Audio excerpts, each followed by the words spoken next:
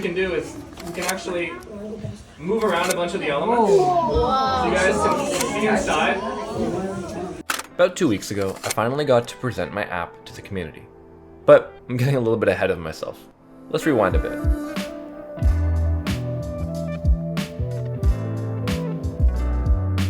Over the past few months, I've been developing an interactive ArchViz app prototype in Unreal Engine to explore what's possible with real-time rendering. My recent dev efforts saw the implementation of touchscreen functionality, since I knew that I had wanted this app to be web-hosted via pixel streaming. Now, I was ready to call it there, and move on to the next project, when I got a surprise message.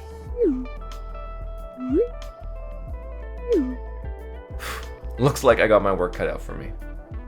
Here was my game plan. First, I needed to refine the app experience itself, and bring it from prototype to finished product, all in less than 2 weeks. And 2, I needed to figure out how to get multiple instances of the app running simultaneously. Now, you don't get to see that just yet. Let's just start off with day 1. Motivation started off pretty high. I tackled some known bugs, beginning with the annotation arrows. They would randomly pop into view whenever switching from the points of interest menu to any of the others. Adding an extra check in the annotations function quickly fixed that. Next up was zoom, specifically for touch inputs. I had set up pan and zoom to be triggered by 2 fingers. But one thing that I didn't account for was latency with pixel streaming. This slight input delay caused the pan to override the zoom a good chunk of the time, which got pretty darn frustrating.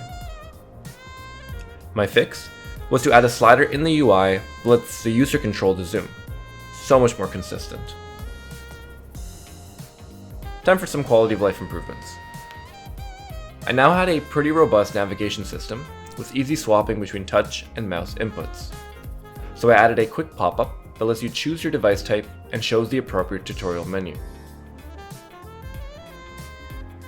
This also helps the app decide whether or not to show the zoom slider. I was feeling pretty brave at this point, so I decided, hey, let's skip a development build and jump straight into packaging it for shipping. Boy, was I in for a treat. For some reason, all of the naming conventions that I had applied to the model were gone. Now, this wouldn't be a huge issue, except my menus relied heavily on those names. Timeline, displacement mode, point cloud controls, all broken. My first thought was that things were loading in way too fast in the shipping build, and so the naming functions never triggered. I'm fast as boy!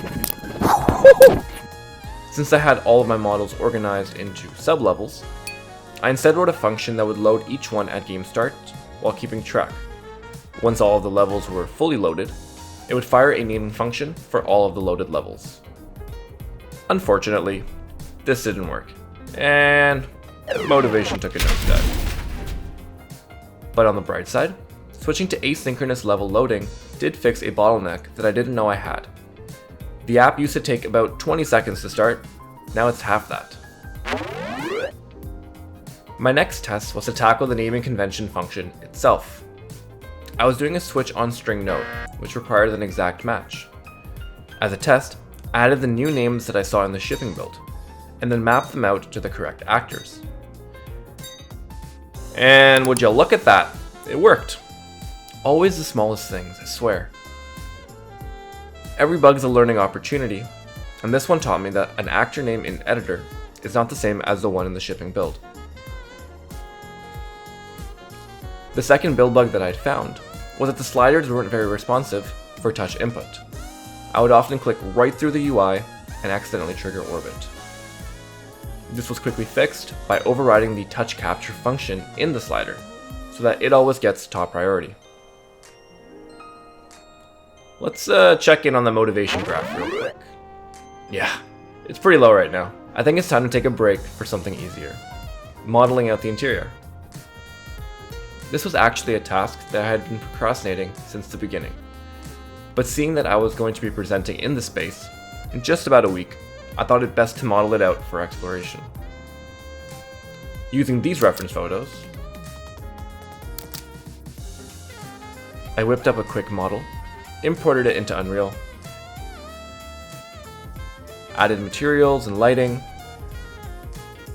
and as a bonus, I set up a day and night cycle where lights turn on at night. And then I also added some street lamps and tweaked the floodlights to match the setup in real life. I guess at this point we could call the app done, right? Wrong. I am a sucker for last minute features and thought it would be a great idea to add a first person mode the day before launch.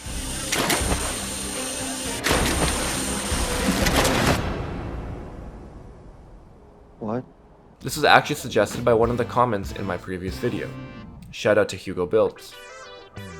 Conveniently, this is also a great time for me to ask you to hit that like button if you're enjoying the video so far, and leave a comment if you have any suggestions or feedback for future content. Anyways, back to first person mode. Lucky for me, my third person camera setup made this super easy. The pawn was already handling movement, and the spring arm controlled zoom. If I set that zoom to 0, boom, first person. Orbit controls now act as a pivot, and WASD lets you walk around. For mobile, I decided to change the zoom again, this time changing it from a slider UI into a button, since I thought that this was significantly easier to press and much less of an eyesore. Let's test out pan now. Huh, that's weird. My direction switched up after the camera transitioned. Honestly, hey, nothing surprises me anymore. The pan function has been messing with my head since day one. After some tinkering around, I was able to figure out exactly what was going wrong. I had these little camera animations set up for my point of interest menu and my timeline. I found out that it only rotated the spring arm and not the pawn itself, meaning that the forward and the right vectors were off, causing the directions to invert.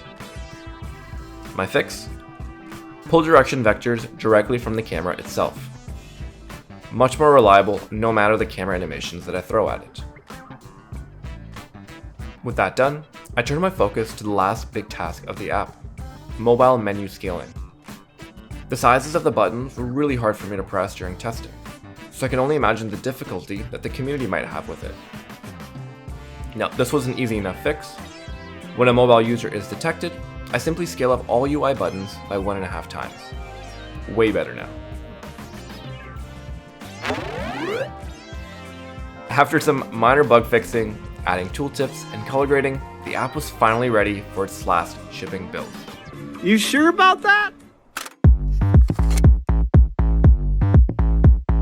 Now, let's chat deployment. Contrary to popular belief, I don't have 70 computers handy, so I turned my eye towards cloud computing. Lucky for me, I had been experimenting with pixel streaming, Unreal's built-in web solution, and I had already had touch support ready to go. I just needed to figure out how to scale it. Now, there's a lot of pixel streaming service providers that make it really easy for you to set up, and even get going in minutes. But you see, a wise man once said, there are always two choices, two paths to take. One is easy. Yeah, I'll be honest with you, I searched that up while writing this script. In reality, I like making my life incredibly inconvenient and thought that I could do it for cheaper. Now, here's where the downside comes in. The Windows virtual machine that I had chosen meant that I could only get one instance per machine. So I looked into setting up another, and that's how much it's gonna cost? Huh, Linux looks cheaper. Let's see if I can set it up there instead. After some intense documentation and chatting with my consultant, I was able to get my Unreal application streaming on Ubuntu at almost half the price. Now, there's a lot to cover in setting up pixel streaming on AWS, so I've decided to make separate videos for Windows and Linux setup. If that's something that interests you, hit that subscribe button to stay updated. Let's get back on track. Alright, we were all set for presentation day. The plan was to have 4 machines running the app, 2 tablets, 2 laptops. Each would have their own volunteer to help out with questions and keep track of feedback. But my nerves were still pretty high. Demos are notorious for breaking live, so I crossed my fingers.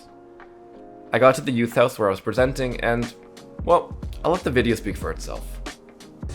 We can launch the game. See the whole site.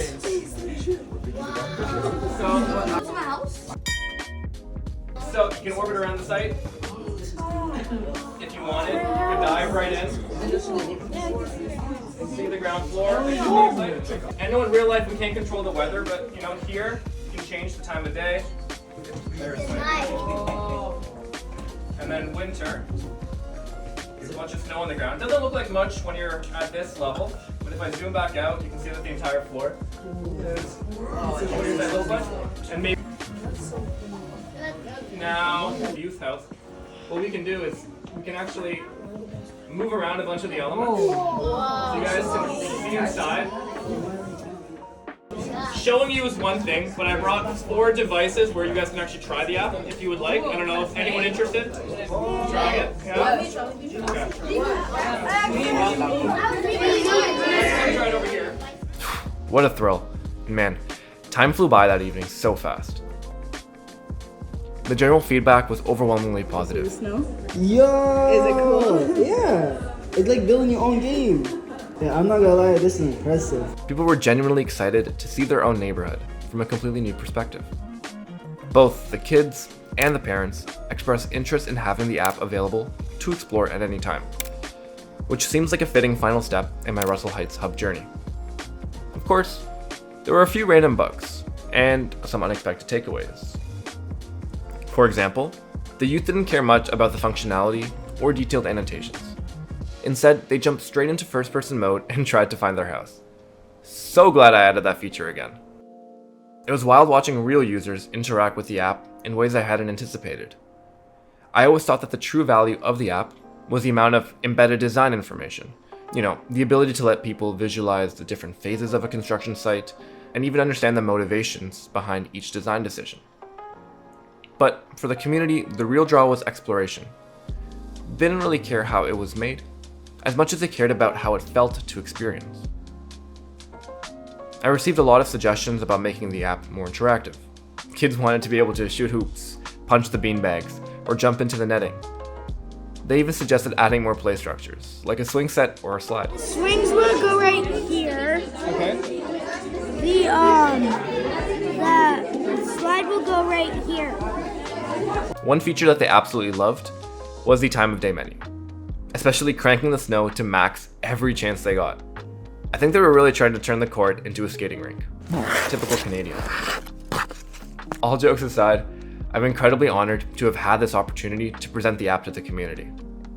It's been an absolute pleasure working with them over the past few years. From the initial consultations, to actually physically building the 1700 spot. And now creating a digital twin of the neighborhood through this app. I'll definitely be making more of these ArchViz projects in the future. So if you've made it this far, be sure to hit that like and subscribe button, and I'll catch you in the next one. Peace.